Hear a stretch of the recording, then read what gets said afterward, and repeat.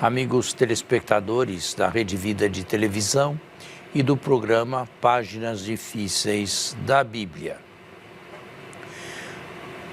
Nós, durante muitos anos, no meu caso, desde que este canal de televisão veio ao ar, em 95, no século passado ainda, outra coisa não fiz senão me debruçar sobre páginas e livros evangélicos, Antigo e Novo Testamento, e desta forma traduzir todos os seus conteúdos, difíceis ou fáceis, aos que querem levar a fé ou alimentar a fé com exigências culturais. Agora me veio à mente, antes de buscar outros livros e outros temas, dedicar alguns programas a respeito do Evangelho celebrado. O Evangelho não é só lido, o Evangelho não é só escrito, o Evangelho não é só tema de aula de catecismo ou tema de estudo nos seminários. O Evangelho é, sobretudo, para ser vivido e proclamado. E como haveremos de ver, o lugar por excelência da proclamação do Evangelho é a liturgia. Qualquer liturgia hoje tem a sua parte de leituras preparatórias e, sobretudo, a Santa Missa, a Eucaristia. Não existe Eucaristia que não contenha como parte integrante do rito o Evangelho. Desta vez, o Evangelho proclamado.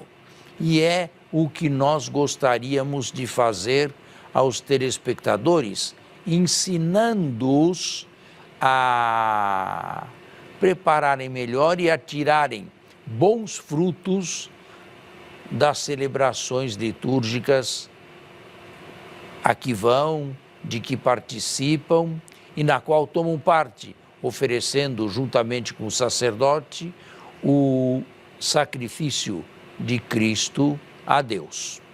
Padre Anselmo, tem uma palavra. Bom dia, Padre Fernando, bom dia a você, caro irmão, amigo, amiga, que semanalmente nos acompanha através da Rede Vida de televisão. Como bem introduziu o Padre Fernando, vamos começar, sem sair das páginas bíblicas, um tema novo, o Evangelho celebrado. Padre, já poderia, se o senhor me permite, começar a nossa conversa dominical com uma pergunta. Antes disto, eu queria dizer ao telespectador, e a você também, que eu estive há pouco no Nordeste, mais precisamente na Paraíba, dando um curso para leigos e seminaristas, na maior cidade do estado, depois de João Pessoa, que é Campina Grande, com 400 mil habitantes. Foi um curso para mais ou menos 100 pessoas que participaram durante uma semana, e o bispo de lá, novo, recém-possado, veio me abraçar e falar quanto bem o nosso programa faz para aquela região e para o povo e para o Brasil inteiro.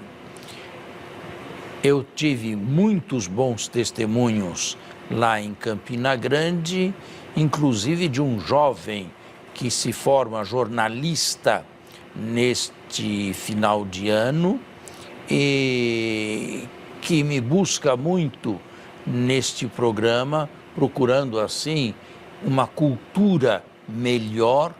Ele já é católico praticante, mas uma cultura maior. Rafael Augusto é o seu nome. Isto tudo para dizer que o nosso programa tem uma aceitação capilar muito grande, pelo menos na região onde eu visito com mais frequência, que é o Nordeste, mas o Sul também. Minas Gerais sobretudo. Então, a esse povo todo que nos vê semanalmente, também inclusive o clero de onde vi, lá da minha igreja de origem, o clero de Estância, nos acompanha semanalmente. A todos vocês o nosso abraço, o nosso carinho. A gente espera que com este programa a cultura da fé tenha cada vez mais se desenvolvido no meio de nós. Mas vamos iniciar o tema? Vamos. Reiteradas vezes, da criança ao jovem, do jovem ao adulto, ao ancião, todos nós ouvimos o Evangelho. E de modo introdutório, Padre, a gente queria que o Senhor nos introduzisse na seguinte questão: há alguma diferença entre ouvir o Evangelho, ler o Evangelho e viver o Evangelho? Bom, são perguntas conjuntas e que não são necessariamente exclusivas. Se pode e se deve fazer a mesma coisa. Mas o que acontece antes da proclamação do Evangelho numa celebração eucarística, litúrgica? O que acontece? Os ritos iniciais. Quais são os ritos iniciais? O em nome do Pai, depois a saudação, a graça de nosso Senhor Jesus Cristo e logo em seguida o reconhecimento das próprias faltas, que nós chamamos de ato penitencial. Tomemos como ponto de partida o ato penitencial.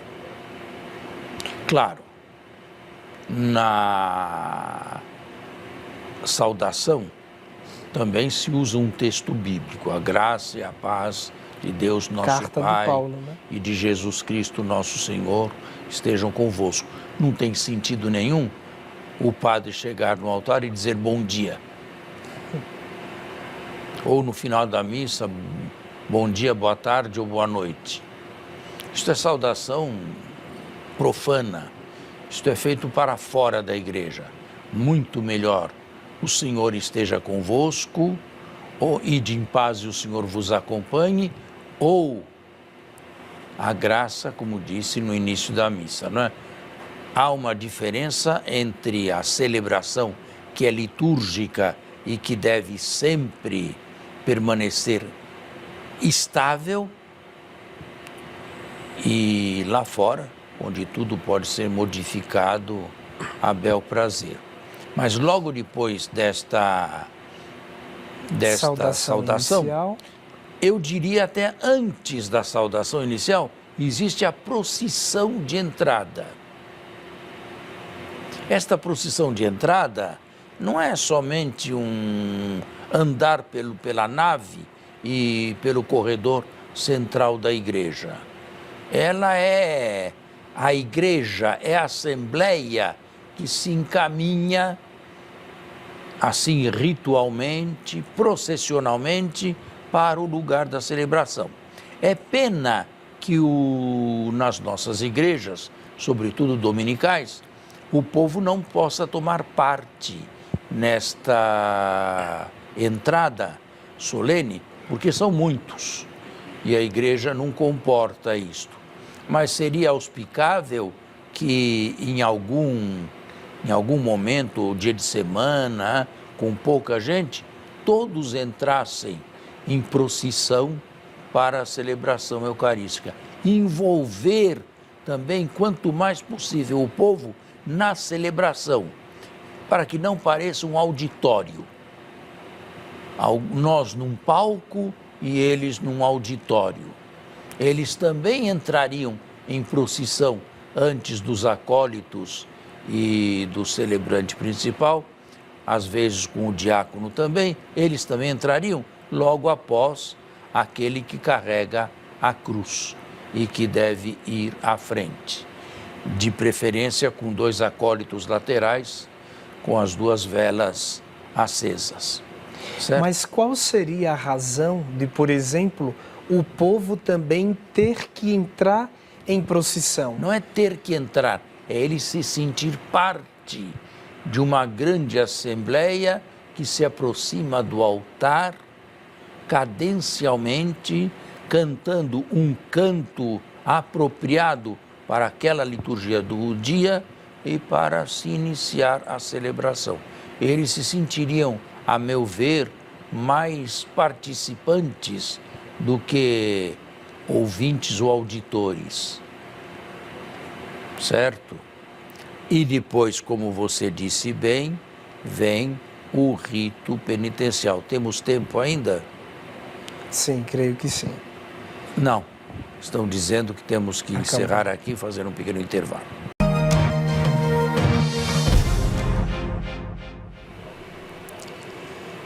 Muito bem. Lá chegando, estamos no segundo bloco, os ministros maiores, diácono e sacerdote, beijam o altar. O altar deveria ser tratado como o Calvário. O altar é o Calvário, porque é sobre o altar que se reatualiza o sacrifício do Calvário. Então, com o mesmo fervor e veneração como se beijasse o Calvário em Jerusalém, se beijam os nossos altares, que são os novos Calvários. E eu vou dar um depoimento meu, pessoal. Eu costumo levar grupos à Terra Santa, de quando em quando, e lá ser diretor espiritual. Eu não tenho, como muitos, muita emoção. No começo eu ficava assim, por que eu não tenho emoção? Eu vejo aquela gente toda chorando, se emocionada, lágrimas pelos olhos. Eu não tenho, mas e fico ali quieto num banco rezando, enquanto eles em procissão lá entram no centro do Calvário e beijam o Calvário, sem nenhuma emoção. Mas depois descobri, o Calvário verdadeiro agora não é mais ali. Ali se deu tudo historicamente e paradigmaticamente, mas o Calvário é aqui, é o altar onde eu celebro a missa, é a minha igreja. Eu tenho o Calvário. O mesmo sacrifício lá é reatualizado aqui. Portanto, eu estou bem perto e celebro todos os dias o Calvário glorioso, beijando o altar e me preparando para o rito penitencial. O rito penitencial a que você aludiu, acredito que no primeiro bloco ainda, é por quê? Porque nós nunca chegamos a Deus com a cabeça erguida. Há perdão de pecados no rito penitencial? Bom, há perdão de pecados sempre que você peça perdão a Deus. Outra coisa é o sacramento porque da aí, penitência. Inclusive aí também seria parte da minha pergunta. Talvez essa seja a dúvida do fiel leigo. Se no ato penitencial há absolvição de pecados, por que é que preciso recorrer ao sacramento da confissão, haja visto que este sacramento se sistematiza em cima de um texto bíblico, onde Jesus diz aos apóstolos: os pecados que vocês perdoarem, eles serão perdoados, os que vocês não perdoarem, eles serão retidos. E historicamente nós conhecemos que o sacramento da confissão como tal foi sistematizado apenas no Concílio de Trento. Então, eu acho que seria bom uma catequese para o nosso... Em primeiro lugar, é ato penitencial, mas não se trata da confissão sacramental. Não é o sacramento aquilo, é simplesmente um ato que está dentro do grande sacramento que é a Eucaristia. Que está dentro, que faz parte ou que é inicial, mas não é a absolvição pessoal e individual após a acusação pessoal dos próprios pecados. São duas coisas diferentes. Pedir perdão a Deus, você pode pedir o dia inteiro. E acredito que se o fizer com sinceridade, com arrependimento, será perdoado. Porém, não houve ali a acusação do pecado em vista da absolvição sacramental, isto é, o perdão de Deus, na sua máxima ostentação, quer ser um perdão audível. Eu te absolvo. Ou seja, e por isto é sacramento. Passa pela mediação do sacerdote. Passa pela mediação do sacerdote, que é juiz e, sobretudo, juiz misericordioso, sem deixar de levar a sério as exigências do nosso relacionamento com Deus. Mas ali existem 3 fórmulas de ato penitencial. O sacerdote pode escolher uma das 3, não é preciso nem se deve recitar as 3, e os fiéis respondem conjuntamente: confesso a Deus Todo-Poderoso e a vós, irmãos. Por que confesso e não confessamos? Porque o pecado, embora tenha um alcance social inegável, tem também uma raiz individual. Ninguém peca sem querer. Então, dada esta raiz individual ao mal, ao pecado, todos nós confessamos. E por causa do seu alcance social, nós fazemos o rito eclesialmente. Não é para abreviar o tempo, para não deixar que cada um o faça no singular, mas por causa da abrangência social. Eu diria abrangência eclesial. Por causa dos pecados da minha comunidade ou das minhas comunidades, a igreja, que deveria ser santa, católica, apostólica, se torna menos santa. E nós temos parte nisto, no aumento ou na diminuição da santidade da nossa comunidade, da nossa igreja. Então, no seu caso, da igreja, da sua paróquia, da sua comunidade. Diocese, né? Da diocese, mais o bispo, você de uma parte da diocese que ele lhe dá como cura de almas. Então, o nosso pecado, ele sempre tem a sua raiz individual, pessoal, e ele tem uma consequência social. Tem. Por isso nós confessamos individualmente e o fazemos também em assembleia. Em assembleia.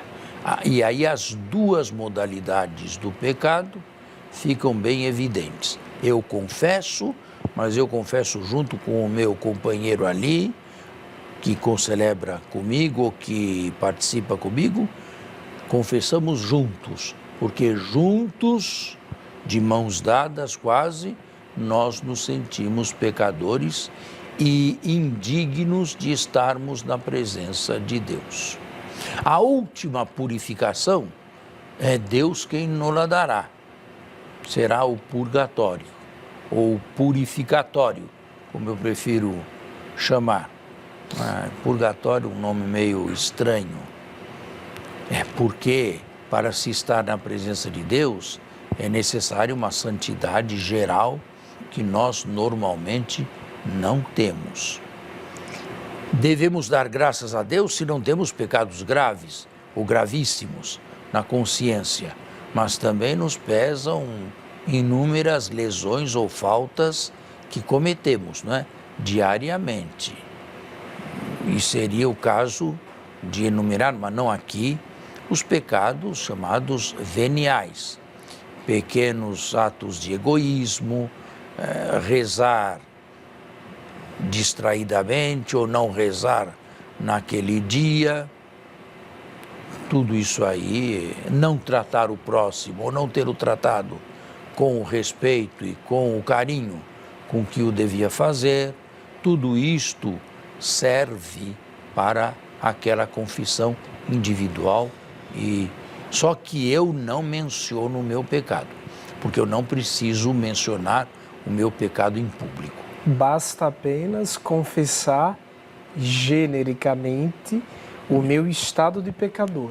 Eu sou pecador.